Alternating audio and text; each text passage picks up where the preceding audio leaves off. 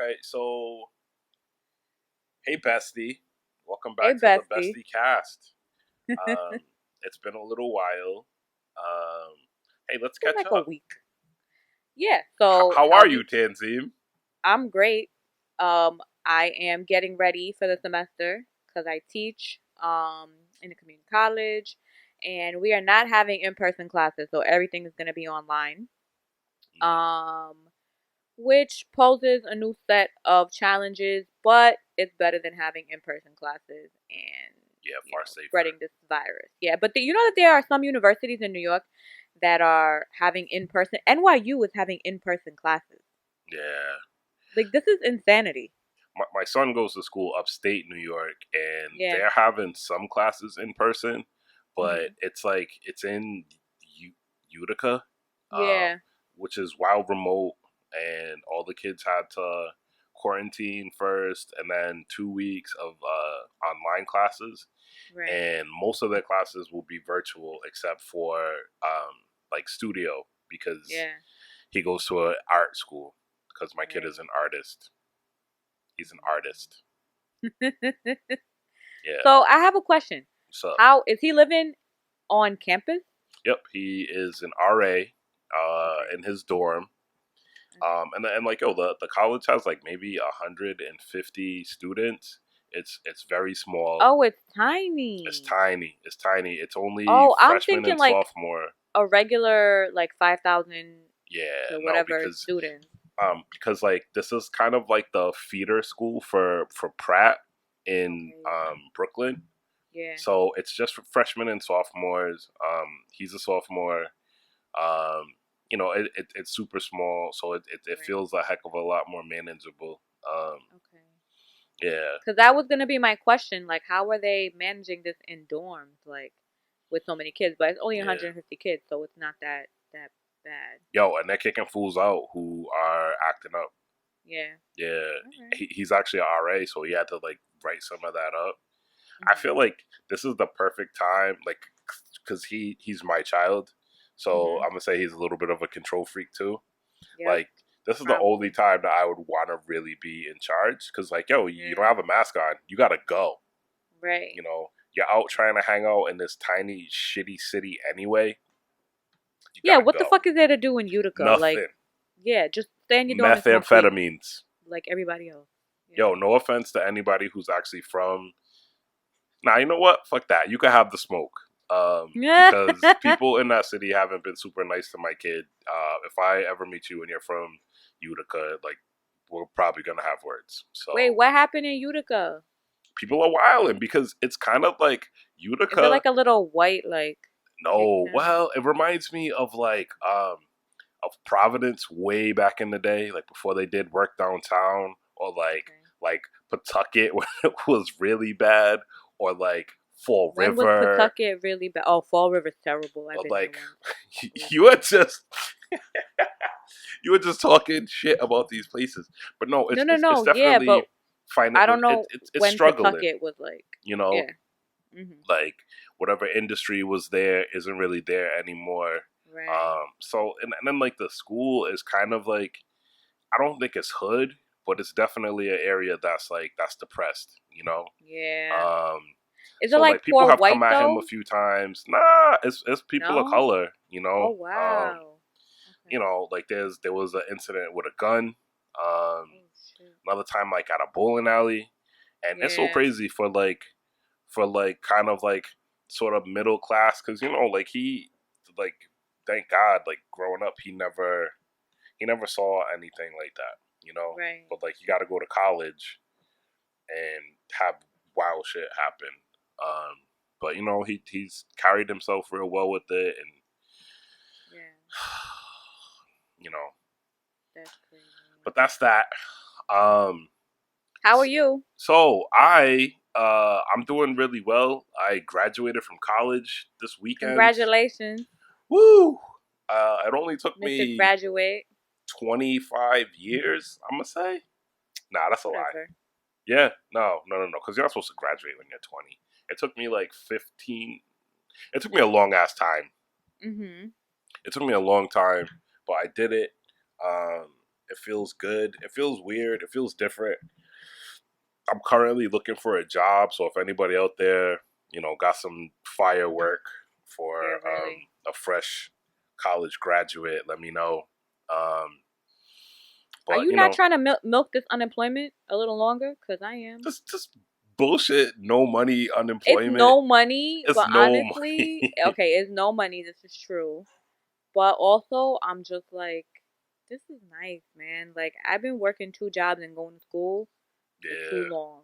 And yeah. I'm just like, I'm tired. Like, I'm not gonna lie. Like, I don't know what day of the week it generally is. I've been trying to stay busy. We're actually gonna talk about some of like what I've been doing Yeah. while I've been unemployed in a minute. It's kind of why we're having this special episode today. But yeah, I mean, it feels good, especially with COVID and the kind of work that I want to do. This is a hard time to try to be like a youth worker or in a Yeah. school, and especially here because Yeah. you know, like people don't care about our kids here, or people who work with Yeah. our kids. So it's Right. unsafe. Mhm. But yeah, I think overall I'm doing well. You know, I had like a family get together this weekend. It was beautiful. Folks came. One of my students who lives in the neighborhood, he came through. Um, Aw. yeah, it was cute. Like I thought he was gonna come for a few minutes. He ended up staying for a couple hours. And it's just like this little That's white cute. child, Mhm. chilling with my family, having a great time. Aw. My aunts were yelling at me, and he was like, "Oh my god, this is so great!" Hearing Lumpa get yelled at. I love it. It's like, yep, that's my life. Oh But it my was fun. god. It was fun. And then yeah, I don't know if you've been following like basketball, I do like not. the playoffs, and yeah, like watching They're these not dudes. playing. I've been seeing that, right? They're Well, they're protesting. they did. They protested. They stopped playing for like 3 days, um, and then they went back. Wait, They why? had some demands. I think that their demands were sort of met. Um, but Wait, I can you think, fill me in? What were the demands? yeah, so it's crazy because I've been trying to follow this pretty closely. Yeah. I've never seen the demands written. I've only heard reporters like sharing them. And the one time that I kind of like that was like sort of the whole thing and not just like some truncated stuff. One of the Right. things they were talking about was demilitarizing the police. So I was like, oh, Oh, that's so fire. like real demands. Yeah. Okay. But I think what ended up happening was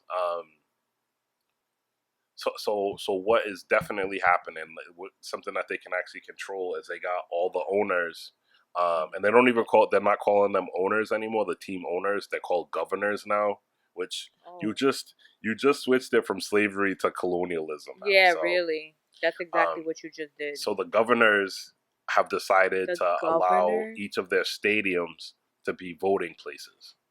So all the different cities, so Boston, New York, um, Brooklyn, and what is Manhattan? Is that where Madison Square Garden is? Yeah. So those will both be places that folks can go to vote. And they So we like can vote for trash or trash in one of trash these or hotter places. trash. Yeah. Right.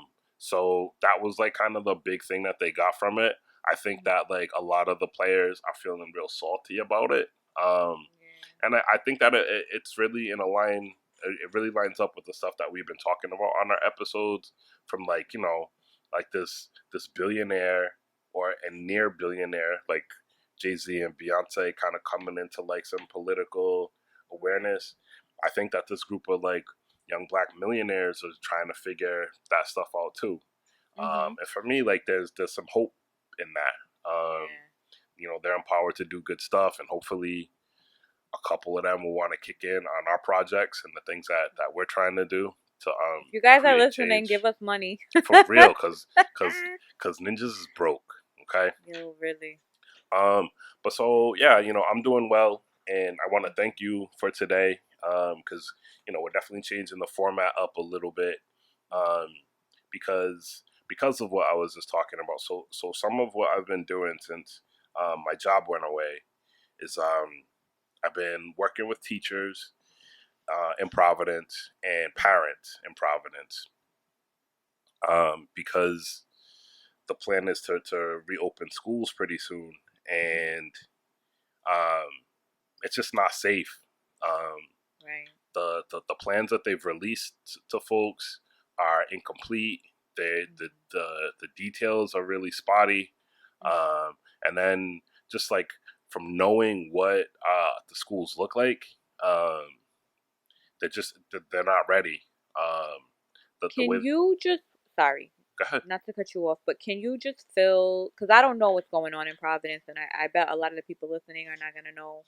Um, so can you fill us in on like step by step what's been happening, like until Sure, the beginning of like this reopening plan? sure. Well, I'll go further back than that. So Providence, like a lot of urban districts, has been struggling forever. I graduated from a Providence public school, high school, Mm-hmm. in 1994. In 1993, a report came out that said that these schools are really bad, that young people aren't learning, that there's all these challenges because the population um, is like 80% students of color, and the teachers are like 90% white. Yeah. The buildings are in disrepair, they're unsafe, and this was in 93.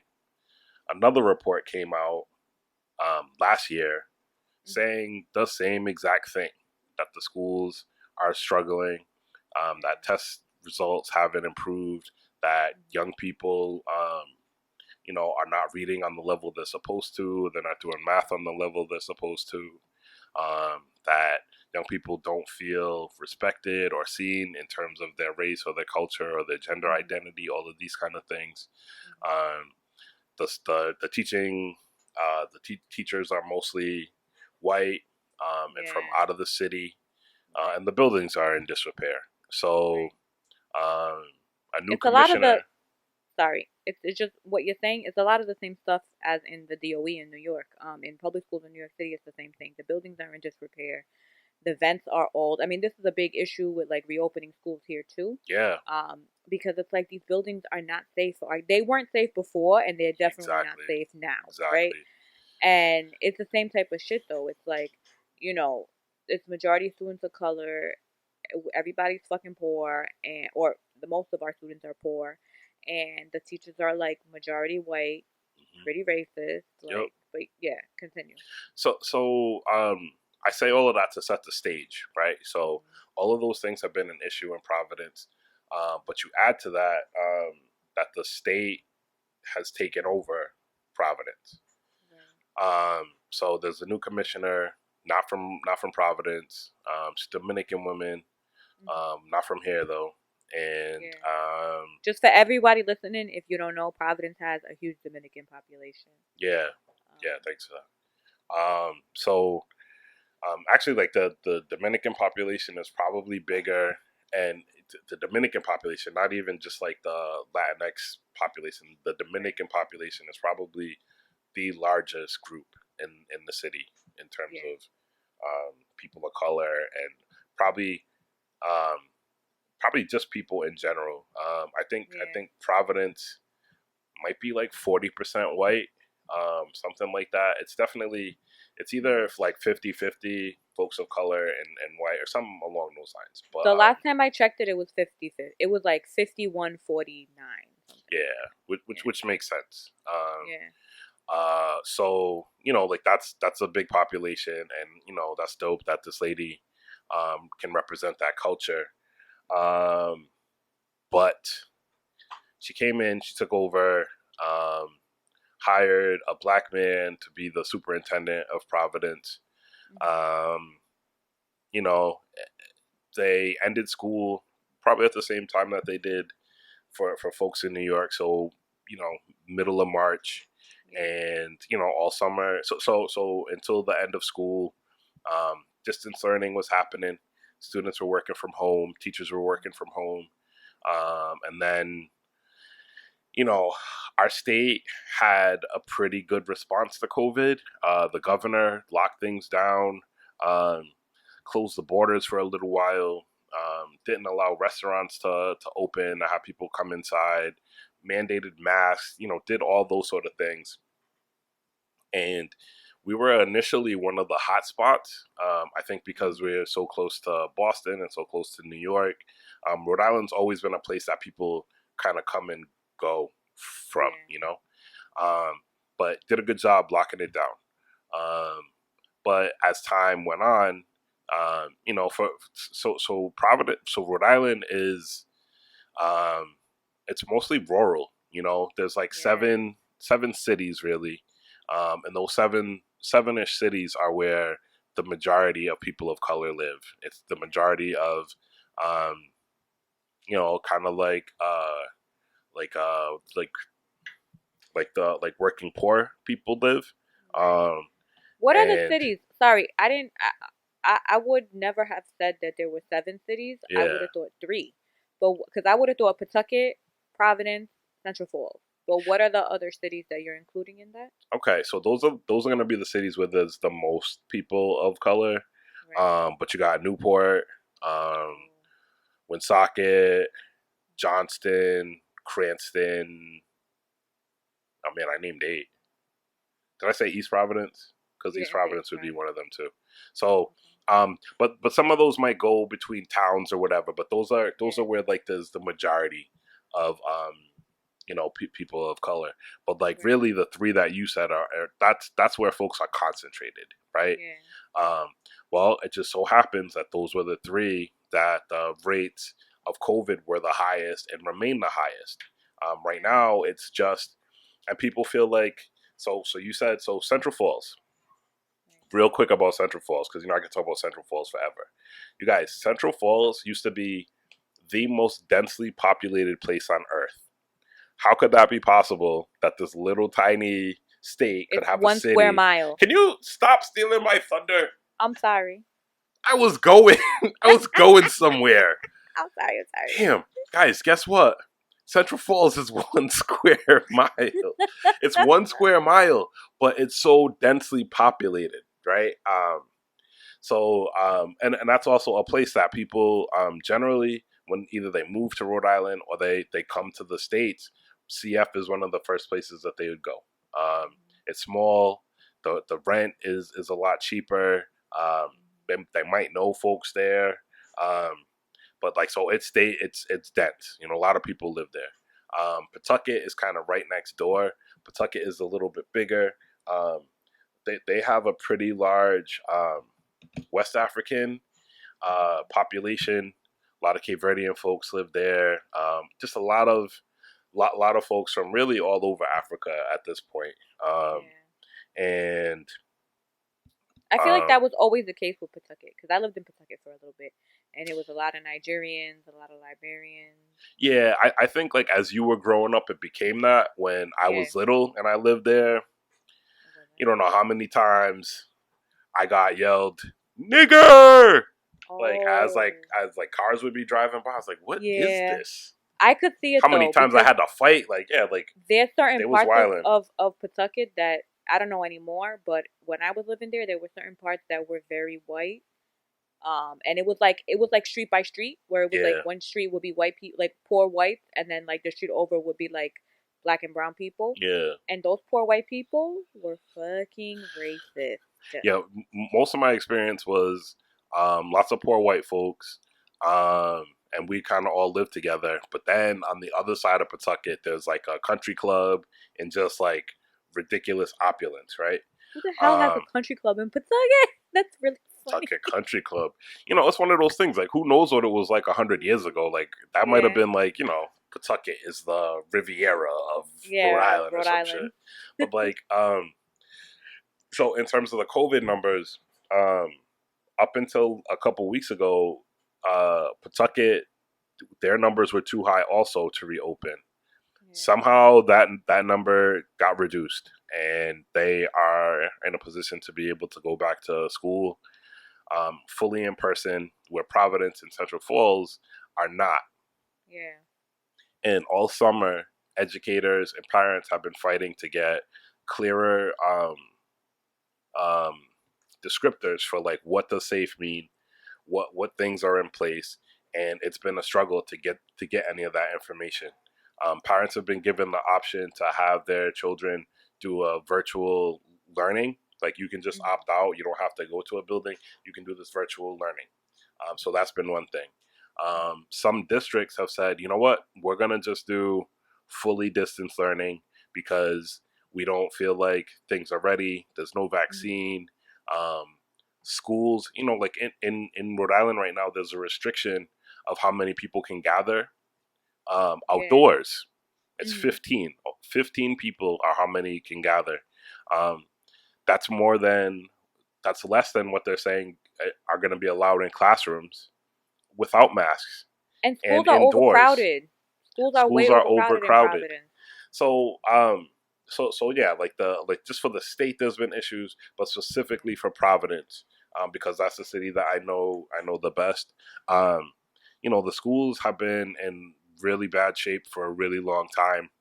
Yeah. Um, the so for a while they were saying like the ventilation in the schools need to meet a certain criteria, Mhm. and we're like, yo, we know that that's not the case because our schools, like most of the schools in Providence were like built during like FDR, like Right. during Yeah. the They're like old buildings. Yeah. the buildings from the 40s.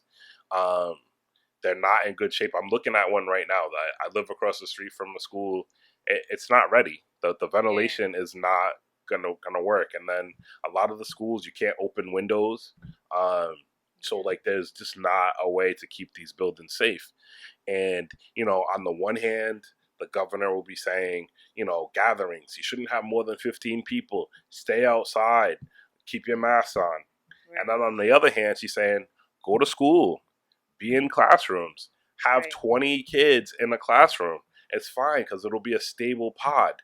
A What? stable pod, um, How? no logic, no logic. You It's know, just like it's like a straight up just lie. It's just a it's lie. it feels like an experiment. you know. Yeah.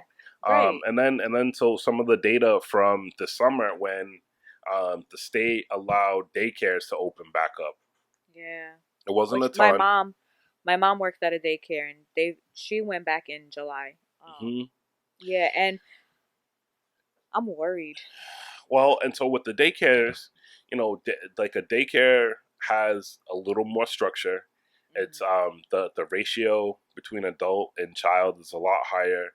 There's Mhm. already there already should be like some like regiment some regimented behavior around like sanitation, because Yeah. it's bathroom time, it's wash our hands time, it's kind Right. of separate play time. So they were open over the summer, and I think there were 32 sites open, like Mhm. 800 kids, 12 people got COVID, Yeah. right? So 12 out of 800, Mhm. 800 people, 30 sites. Mhm. The city wants to have 30, is it 30,000? I think we have 30,000 students in Mhm. Providence Public Schools, Yeah. 30,000 kids, 2,400 teachers. If that math continues, Yeah. is that like 2,000 people will get COVID? Jesus. Is it more than Yeah. that? And then there's Not to not. mention the family members that these kids and these teachers are going home to Hmm. who could also get infected and Hmm. you're passing it along and the numbers just go crazy. Hmm. Yeah. And so like there's this kind of smoke and mirrors thing that's happening because like on the one hand, like the recommendation will be okay. So we'll open for real in October. Mhm. And so parents are like, "Whew, good, okay." Nah, but your kids start next week, February 14th. What? September 14th. September 14th. I don't know what I Yeah. said. I'm not good with names of months. Uh-huh. They're arbitrary and fake. Okay. Fight me. But like, so they're trying to have kids go back, Yeah. and they're talking about like doing a staggered schedule or whatever. But Right. there's They were not talking about that testing. in New York too. Yeah. there's not testing. These Yeah. buildings are not ready, and Yep. the people who are making these decisions are administrators who, at least in the city of Providence, a lot of them should not be trying to make these decisions because like Right. they are not right. You know, Has there um, been any room for community input at all through this process? I believe that there's been some, but Yeah. I think because everything is happening virtually, it's been Yeah. super limited. So Right. there's been so the Department of Education in Rhode Island is called RIDE, right? Um, Hmm.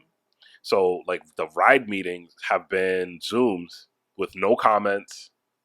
Like there's Oh. no way for people to say stuff. So people have protested, but it's also like, yo, I'm not trying to. People aren't trying to stand outside next to each other because of freaking COVID, right? Right. Right. Right. So, one thing that's been crazy is that like the governor um, has so the city of Warwick decided that like they didn't feel like they were ready. It wasn't safe.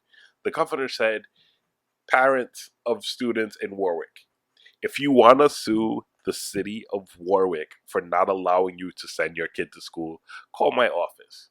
Oh my God. Like what? Oh my God. It just I just can't imagine the stress that everyone is feeling around this. Like it's Yeah. just it's like, do they care? And like Well, the I answer know, is no. well, I mean, like Most of the That's the thing though, right? Like if these administrators and this and just I want to say before I say that, I'm watching the same type of stuff unfolding over here. First of all, our buildings, the ventilation in our school buildings is not safe for these kids. nope.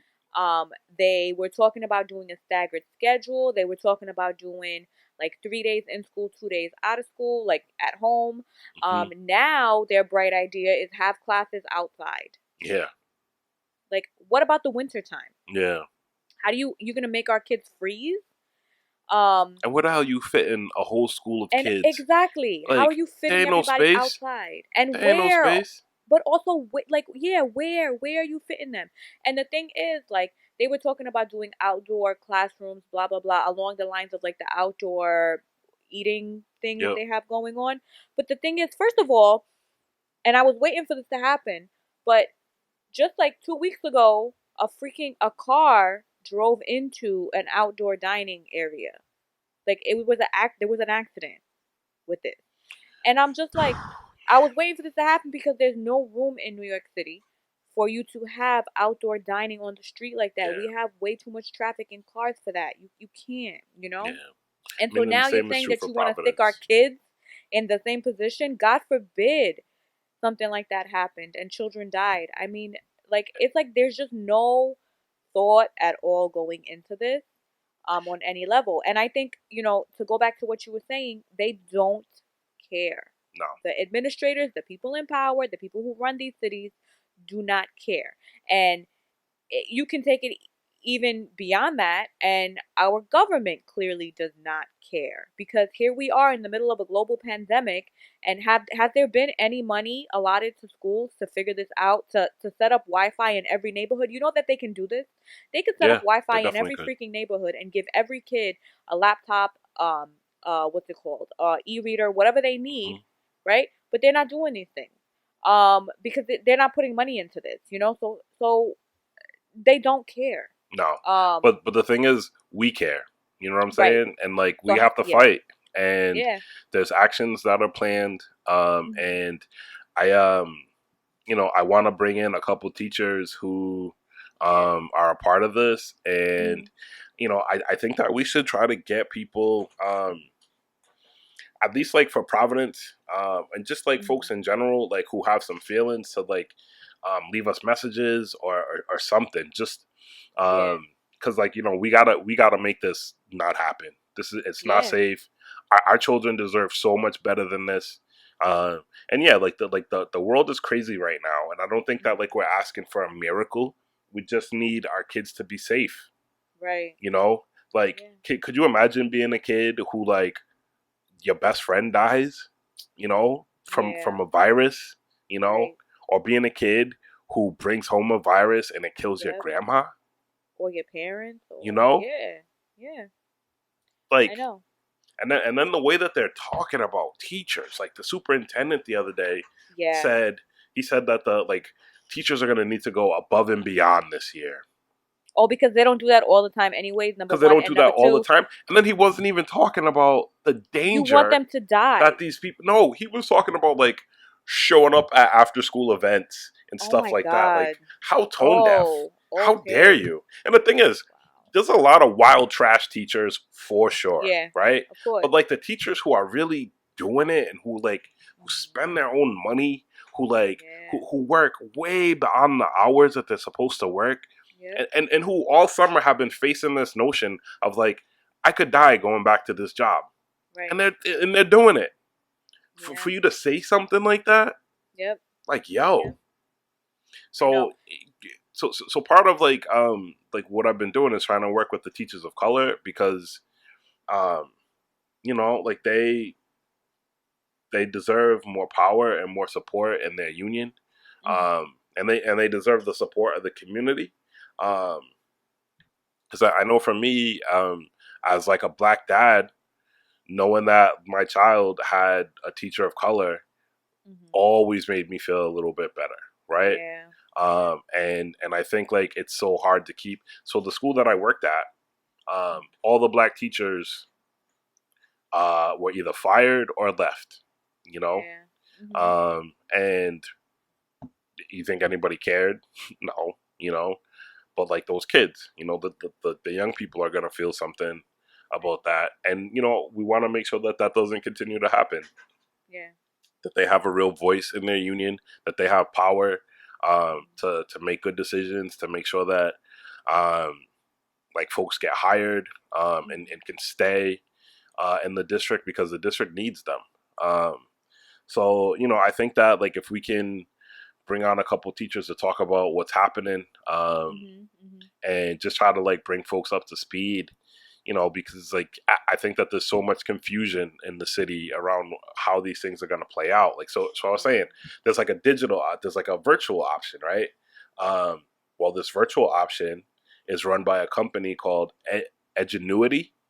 Um, Across the country, other districts are having issues with the system, right? Yeah. So instead of like last year when when like everyone left the school buildings and was doing distance learning, it was called. Basically, it was just like what was happening in our buildings, but at home, at least in Right. Providence for the most part, right? Yeah. So Yeah.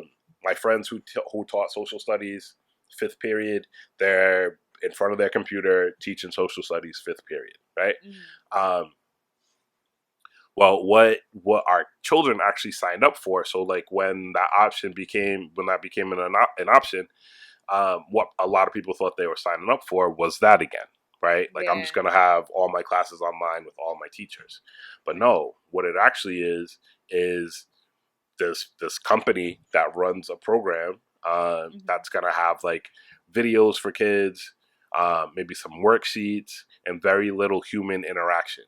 So no teachers. Okay. Great. Almost no teachers, yeah, and Yeah. then not teachers that like young people know. Um, Right.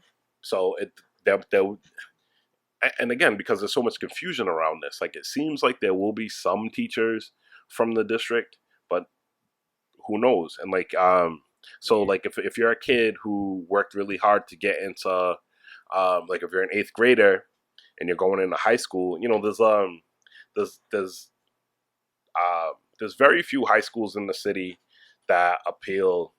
I guess every high school, let me say it this way, every high school in the city has like different sort of pros and cons. And when you're in Hmm. eighth grade, you try to pick which one of those high schools you want to go to. A few of them you can just pick and you'll most likely get in. But there's like three or four that are an application process or a lottery process, right? Hmm. If you're a kid who has like a parent like me, like I would have made my kid, hell no, you're not going. Like you're Hmm. staying home. Well, he got into the testing high school, classical. If he Hmm. stayed home, there's a chance that he could lose his spot. Oh wow. So like now Yeah. families are like, damn, like does my kid have to go risk this so that he can go to the high school that he chose? Right. Yeah. It, it's just like it, like really every time I hear more and more about this, it feels like an experiment, you know. Yeah, And then they say the buildings are ready. Some of my that's a teacher lie. friends were sending me pictures of Mhm. like what the schools look like. Mm. There was a thing of hand sanitizer on a table with some napkins next to it, and that's supposed Mm. to be the cleaning station. Yep. They couldn't even Yep. mount that shit on the wall, or have like, it's just like it's infuriating because like these are our kids, man.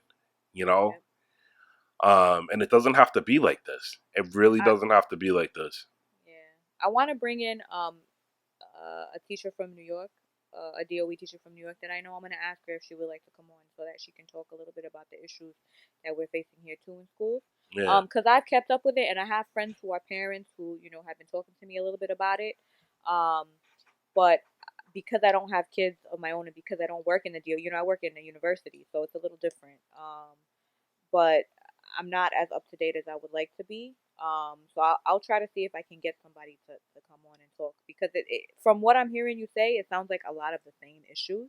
hmm Um, and I would venture to guess that most cities, most urban areas with students of color are facing these same issues. And, yep, maybe even rural white poor areas.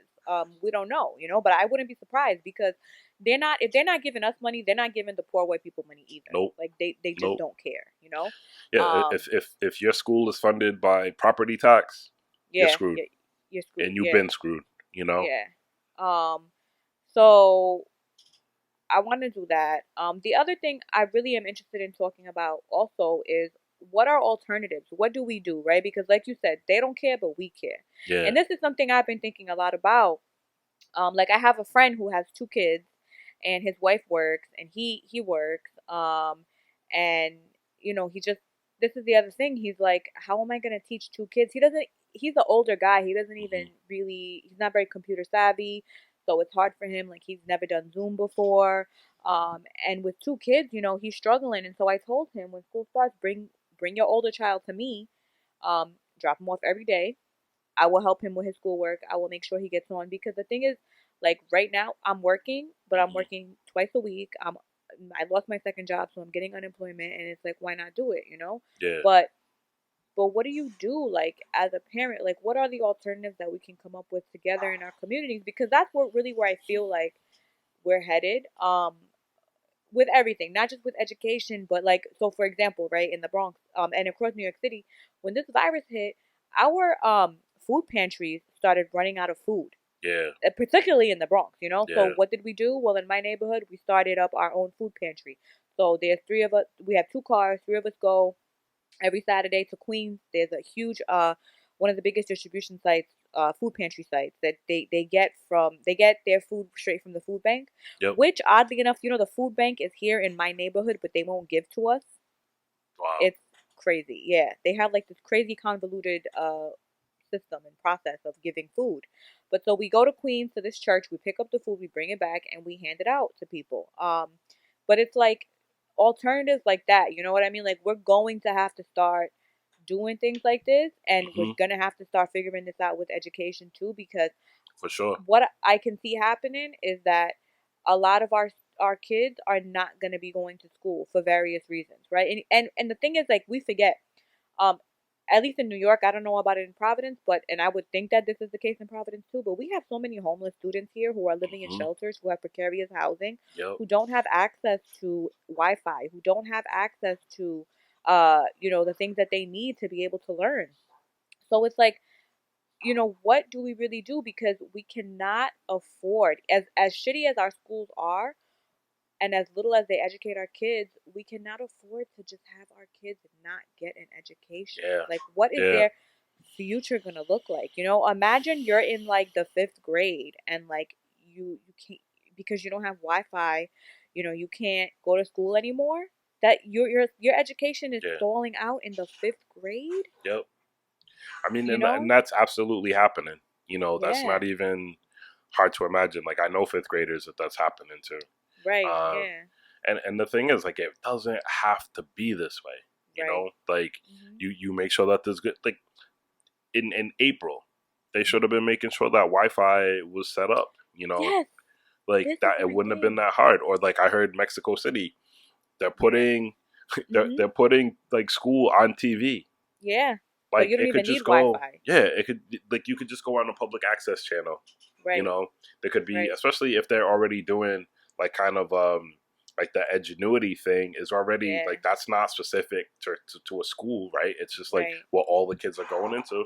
Okay, here's the seventh grade channel, here's the fifth Yeah. grade channel, Right. like it Exactly. Like there's so many ways that they could do this, but the mhm. reality is that they're just not putting the money into it. Yeah, And because it's capitalism and they don't give a right. shit. I mean, you got this administration wanting to get rid of the whole Department of Education, Yeah. the Secretary of Education. Cruella It, Deville. she's Yeah. just a terrible She's fucking human. horrible. Like, just terrible. She is horrible. Like I know. But it's But the just thing like is, there man, are alternatives yeah, that we there's can absolutely create. alternatives. And like part of why we wanted to start this podcast is because like we've been talking about starting our own schools, right? And Yeah. like, how do we do that? Because like it's gotta be smaller. It's gotta be Hmm. like heart and community first. Like, how Yeah. do we keep each other safe? How do we Yeah. educate these babies? Like, The truth is it's gotta be neighborhood by neighborhood. hmm Like this is how we have to start doing stuff. And I actually uh emailed or texted two of my friends who are also both PhDs, who are college professors, and I was like, "Do you guys because want to start Tanzim's school?" about to have her PhD. Everyone, if you didn't know, Tanzim is about to have her PhD. About to is a stretch. I'm in a She's PhD about to program. have her We will PhD. see where this goes. She's smarter than all of us. Come on. But I don't I even was know what P, H, or D stand for.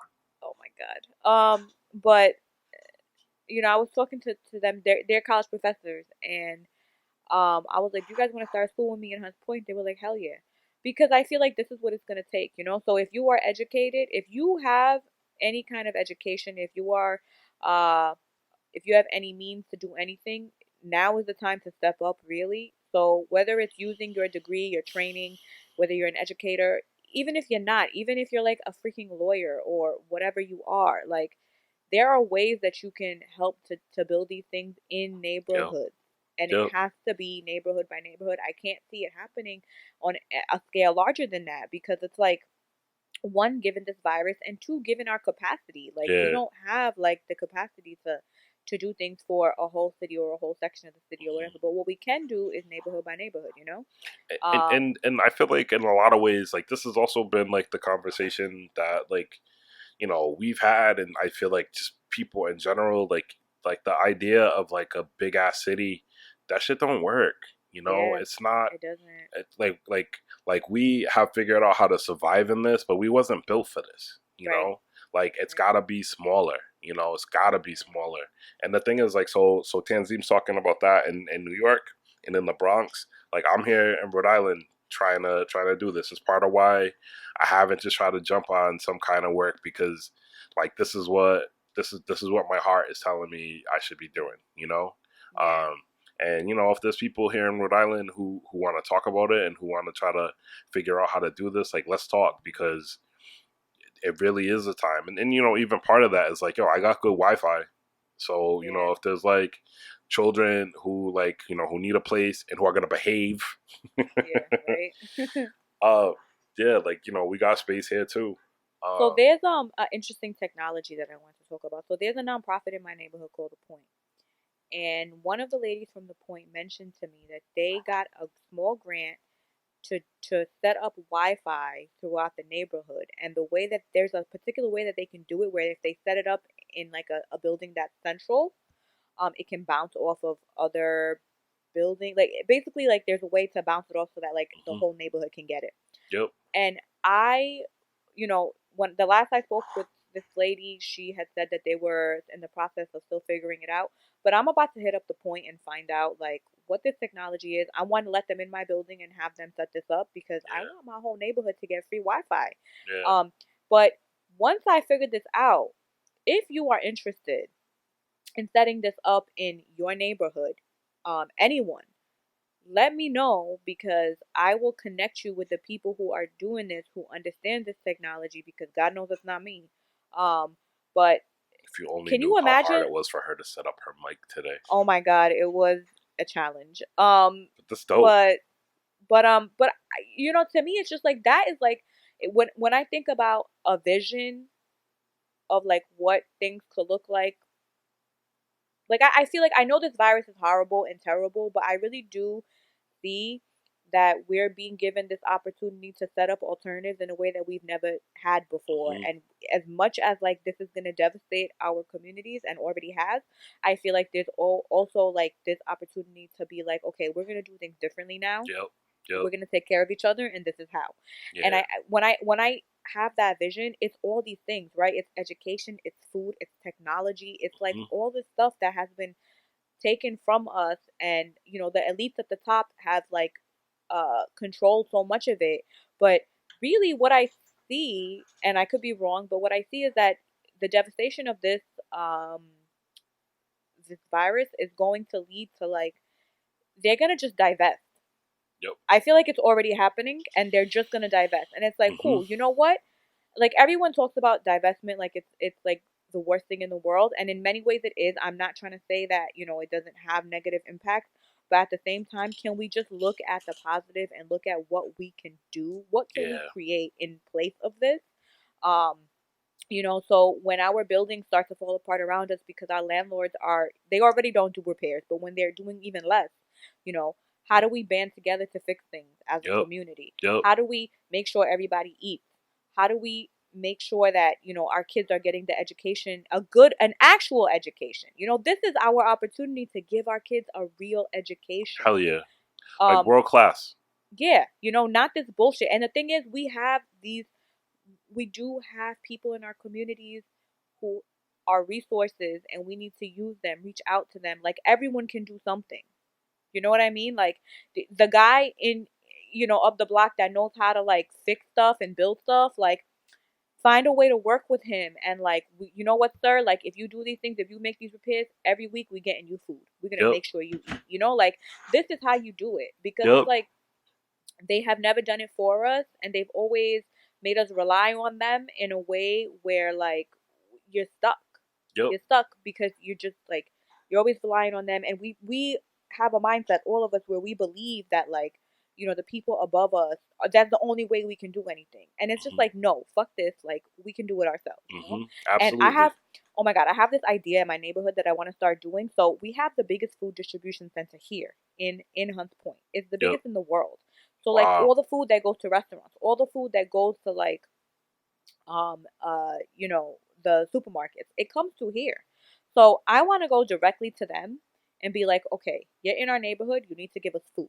You need to be donating food to us weekly. Yeah. And then I want to take that food and I want to go to the local businesses. So we have the delis, we have the chicken spots. We don't have a lot in this neighborhood, but what Hmm. we do have, I want to go to them and I want to be like, hey, once a month, can you commit to cooking up this food, and we feed as many people as we can with a hot meal?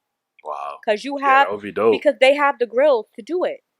And I feel like every community has some sort of capacity to come together and to do this. Hmm. It maybe won't look exactly like this, but you have the capacity to do it. You know, like think about like in Providence, there's so many little like neighborhood spots.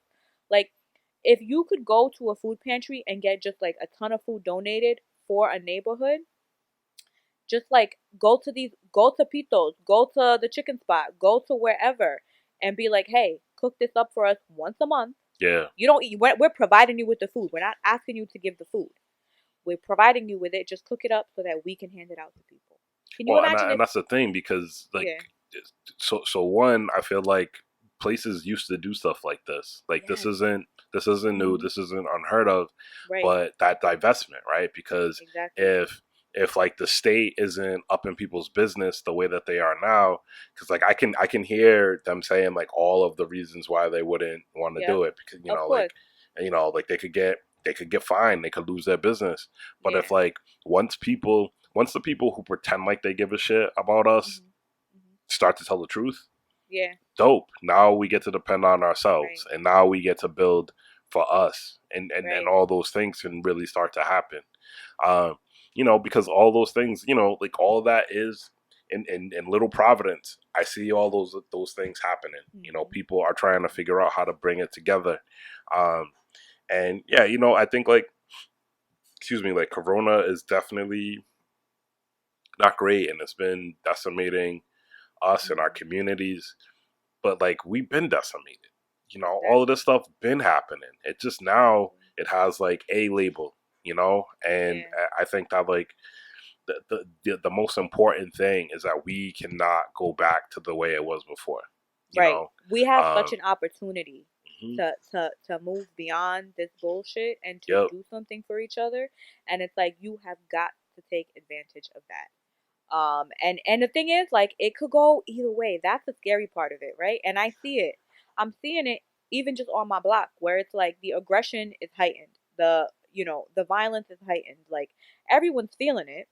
And it's like you're I feel like the city is a ticking time bomb waiting to go off right now. And it's because we're all left with no money, no jobs, nothing going on. You know what I mean? Like it's yeah, all these reasons, but it's like we have the power to tilt that scale, because if you start doing things, and I promise you, it literally takes like two, three people to be like, you know what, we're just gonna do this because it's the right thing to do. And if you start doing that, people take notice and people you will always find people who want to get involved. You will absolutely. always find people who are down. And you never know, like you start that and you start talking with people and boom, all of a sudden people have other ideas. You know what Yep, I mean? And yep, like you guys move together. And the thing is, like, if we are gonna counteract the potential violence that is happening and going to continue, or could potentially get worse, we have to start now. We yep, have to show people in our communities that we are here to take care of each other, and that fuckery is not going to it's not going to happen. We're not going to let definitely, it. You know what I mean? definitely. Hmm. And it's not because we hate you and we think you're criminals. It's because we love you and we love everybody else Yep, that we're going to make sure everyone's taken care of. And that includes you too. yep, You know what I mean? Because yep, I think for too long, we criminalize each other the way the system criminalizes us. And it's not to say that there's not people who do fuck shit. yeah, Hell yeah, There's people that victimize their own community. And that shit is wrong. But we're going to tell you and we're going to stop you, yeah, but we're gonna do it in a way where we still love you and we still care hmm, about you, but you're not gonna do this to people. yeah, You know what I mean? yeah. You know, and I think that like us, hopefully us having this conversation is going to lead Hmm. to more action, because Yeah. it has to happen. You know, it has Mhm. to happen. Like Mhm. it's about to be winter. Yeah. This um winter's gonna be wild. It's gonna be wild. Like if we don't start setting up the infrastructure to do these things now, this winter's gonna be out of control. But if we start let's stay doing it, optimistic. yeah, no, if we start, that's Said all it that, takes. Literally, it's on every single individual to just be like, fuck it, we're doing it, man. Hmm. and then you figure it out. You know. For sure. But All right, oh, so go can ahead. I just say one thing? I Yeah, forgot to share this. So, yes, when was it? What's today? Friday? Wednesday. Myself and a friend of mine. So I've been taking martial arts for years. I've been training for years, and my instructor and I started classes for free in my neighborhood with some of the kids in my building, and dope. it's going good. And we're really excited because it gives kids something to do. It gets them exercising. It teaches them discipline. It gives them a skill. Um, and it's a skill that you're gonna need you need it, and the need for it is gonna grow because you never know, this world is getting crazier and crazier. Can I ask you a question? Yeah, Are there any ninja stars involved? there may be eventually. Fresh. It's Are we not on breaking class, boards yet? not class one, but Full perhaps. splits? Oh, always. uh, Samurai swords? oh, definitely. Okay, I'm No, down. that's real though. We do weapons training eventually with students as well. So you get to pick your weapon and then train with it. Um, but the instructors are amazing. That sounds They dope, Tansy. Yeah, so I'm so What excited. martial art? So it's actually a combination of several different styles. We teach a little bit of every style because we want students to have an understanding and a baseline of everything. Because if you only learn one style, if you start, like, let's say you learn shitoryu, which is a Japanese type of karate, but you're fighting someone who knows. Karate.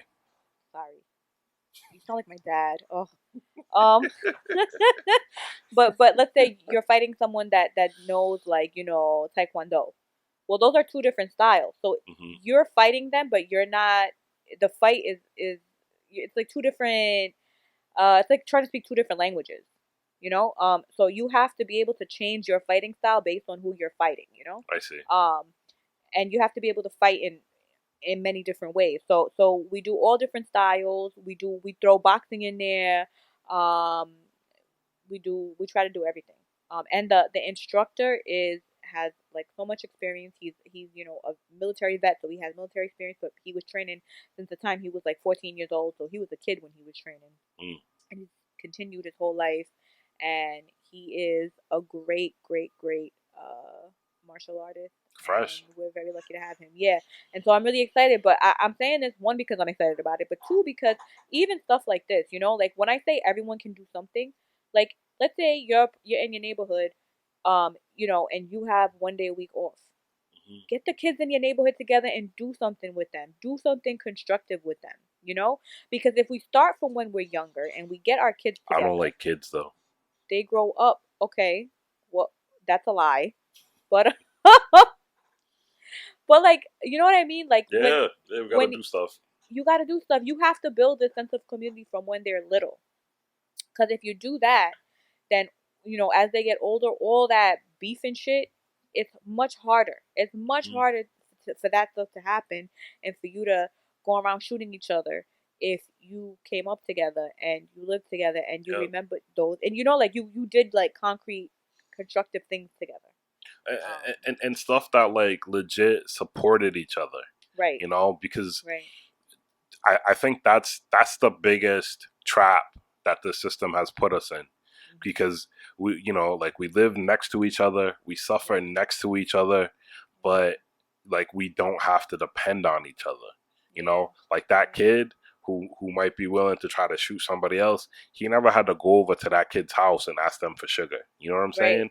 right. Like Yeah. when we really have to depend on each other, not in these fake ways that like Right. the system is set up for us to do. Hmm. We're really just competing and we're really just holding all of this animosity when we really have to depend on each other. When my life really depends on you, Right. you can't do that. Like we're bonded.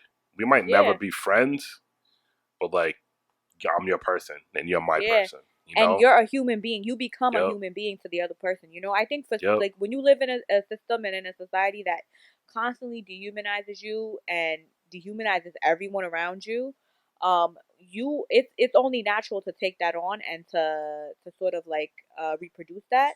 Yep. But when you're actually living in communities, and this is why small communities are really important, right? Because it's Hmm. like this is how I feel like humans were made to live. This is why if you look at the earliest human societies, we were tribal, we were small groups living together, working together, depending on each other. Because, like, this is what it means to be a human being. Definitely. Um, but yeah. Mhm. So I'm really excited Me for too. this next episode. I think that we're gonna try to get it out to you all in the next 2 or 3 days. Today's Friday when we're recording this. Tanzim, I'm gonna try to just put this out tonight, okay? All right, sounds good. I think like let's throw it up on Facebook. We'll put it on all of the Yeah, podcast listening things that we're on because we are big time.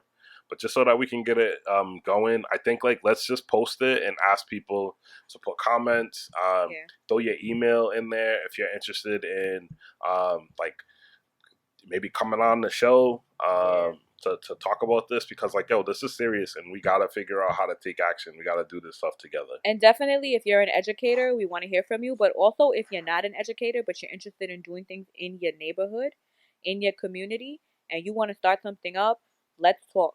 Yeah, for Because this sure. is how these things move forward. We make connections and we share ideas. Hmm. So let's definitely start talking and building networks. Okay. Yay, I'm All so right, so excited. this has been episode 4 of the Besties cast. Episode Um, 5, I think. Episode the next one. Yeah, I Mm-hmm. think it is episode 5. I think you're right. You're Episode right. You're 5. right. Episode 5. We got new mics. We sound fresh. And thank you for your time. Thank you for Thank you being for a part listening. of this project that we have embarked on. Yeah, let us know what you're thinking, what you're feeling. Tell us who's better. Please don't tell us who's better because, Clearly me. Tanzine, Clearly he's so me. cool, whatever. But I'm pretty thank you, sure you're the Tanzim. only person on the planet that thinks I'm cool. I Oh my actually I've heard a god. couple people say you're cool, and I'm like, you That's don't really know her. funny. Yeah, right? You You don't don't really know know her. her, because if You you don't know did. her. Oh my I mean, I god. think you're cool. But that's doesn't really count either, I But we're think. both nerds, so it's just like, Yeah. yeah.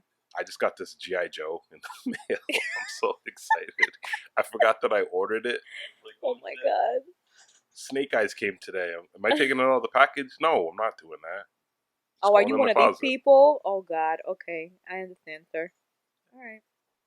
We got our hobbies. Don't judge me. Okay. So, audience, yo, we will be getting back to you really soon with this extra special episode where we have a couple Yeah. guest teachers. Because, like, yo, it's time for action. Yep. Okay. Tanzim, you want to close us out? Thank you for listening. Thank you for your time. Let's get ready because it's time to build. And that's all I have to say. Dope. Bye, everybody. Bye.